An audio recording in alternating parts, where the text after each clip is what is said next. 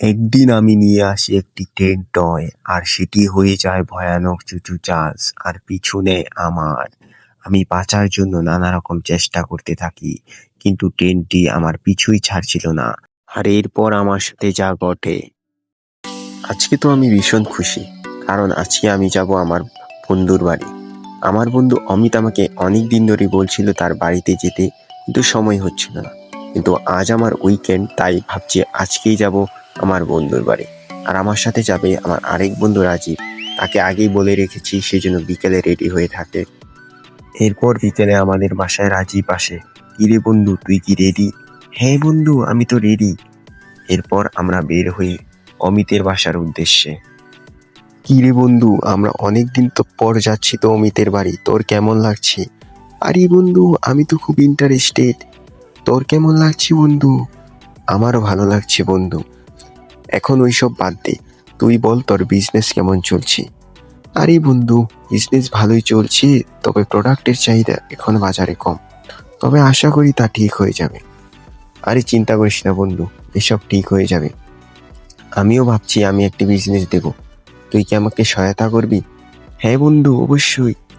এরপর আমরা একটি বিরিয়ানি স্টলে, খুবই বিখ্যাত বিরিয়ানি, সেখান থেকে বিরিয়ানি ট্রাই করি এবং কিছুক্ষণ স্টলে বসে থাকি এবং পুনরায় রওনা দিই। আরে ইয়ার, অমিতের বাড়ি তো খুবই সুন্দর, তাই না বন্ধু? হ্যাঁ বন্ধু, খুবই তো সুন্দর।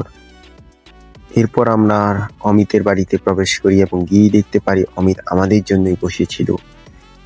অমিত, কেমন আছিস বন্ধু? বন্ধু, আমি তো ভালো আছি, তুই কেমন আছিস? তুই যে বন্ধু আজকে সত্যি সত্যি আসবি তা আমি ভাবতেই পারিনি। বন্ধু, আমি তো ভালো আছি, তোর বিজনেস কেমন চলছে তা বল। আরে বন্ধু, ওইসব পরে বলা যাবে, আগে তোরা একটু ফ্রেশ হ। এরপর আমরা ফ্রেশ হই এবং আমাদের মধ্যে অনেক আড্ডা হয়। আমরা খাওয়া দাওয়া করি, অনেক মজা করি, অনেক পুরনো বিষয় নিয়ে আমরা আলোচনা করি।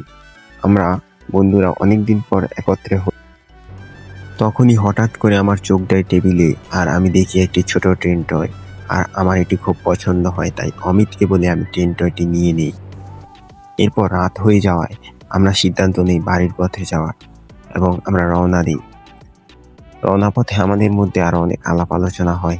আমরা ভাবি যে আমরা কোথাও একটা ট্যুর দিব, হয়তোবা সেটা কোনো সমুদ্র কিংবা পাহাড়। এবং এইসব আলোচনার ফাঁকে ফাঁকে আমি পৌঁছে যাই রাজীবের বাড়ি, আর রাজীবকে সেখানে ড্রপ করে দিই এবং ড্রপ করে পুনরায় আমার বাড়ির পথে রওনা দিই। কিন্তু আমার শরীরটা খুব খারাপ লাগছিল, এদিকে আবার বৃষ্টি শুরু হয়ে যায়, তাই আমার শরীর আরো খারাপ লাগছিল। তাই ভাবছিলাম কিভাবে দ্রুত শরীর বাড়িতে পৌঁছে।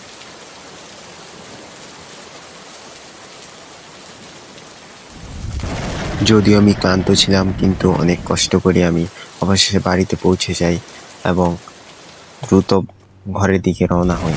এবং ঘরেতে গিয়েই আমি ট্রেন টয় কেটে টেবিলের উপর রেখে যাই বিছানায় এবং শুয়ে পড়ি। কিন্তু রাতেই কেন জানি আমি স্বপ্নে দেখতে পাই ভয়ানক চুচু চাল সে আমার পিছু নিচ্ছিল।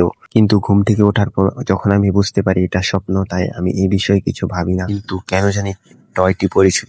A few moments later. কিন্তু আমাকে অফিসের কাজের জন্য যেতে হয় শহরে, তাই আমি দ্রুত সেখানে রওনা দিই। আর রাতের স্বপ্নের কথা এসব সবই ভুলে যাই, কিন্তু আমার শরীরটা কেন জানি আজ খারাপ লাগছিল। কিছুক্ষণ পর ট্রেন আসে আর আমি ট্রেনেতে উঠে পড়ি এবং অফিসে যাই। কিন্তু অফিস থেকে ফেরার পথে আমার কেন জানি শরীর আরো খারাপ লাগছিল। আমার মনে হচ্ছিল কিছু একটা আছে, অদ্ভুত কিছু এই ট্রেনের আশেপাশে, এবং তা আমাকে অনেকটা ভীতি জোগাচ্ছিল আর আমিও ভয় পাচ্ছিলাম। তবে আজ কেন যেন একটু বেশি ট্রেনটাকে অদ্ভুত রাখছিল। কোনো যাত্রী নেই, অবশ্য যাত্রী না থাকারই কথা, কারণ এখন অনেক রাত, এর দৃশ্যটাও অনেক ভয়ানক মনে হচ্ছিল। আর মনে হচ্ছিল ট্রেনের পেছনে যেন কি একটা ভয়ানক জিনিস আছে। আর হঠাৎ করে আমি এটা কি দেখতে পেলাম, আমার দেখে তো মাথায় ঘুরে গেল। আরে এটা কিভাবে সম্ভব? আরে এটা তো সেই রাতে দেখা ভয়ানক চুচু চার্লস, এ তো আমার পিছুই নিয়েছে, তো ট্রেনের সাথেই আসছে। আরে কি আমাকে আজকে মেরে দেবে নাকি? আমার তো খুবই ভয় লাগছে, কেউ তো আমাকে বাঁচাও। আরে এই চুচু চার্লসটা তো খুবই ভয়ঙ্কর, এ তো আজকে আমাকে মনে হচ্ছে মেরেই দেবে। আরে কেউ তো আমাকে বাঁচাও।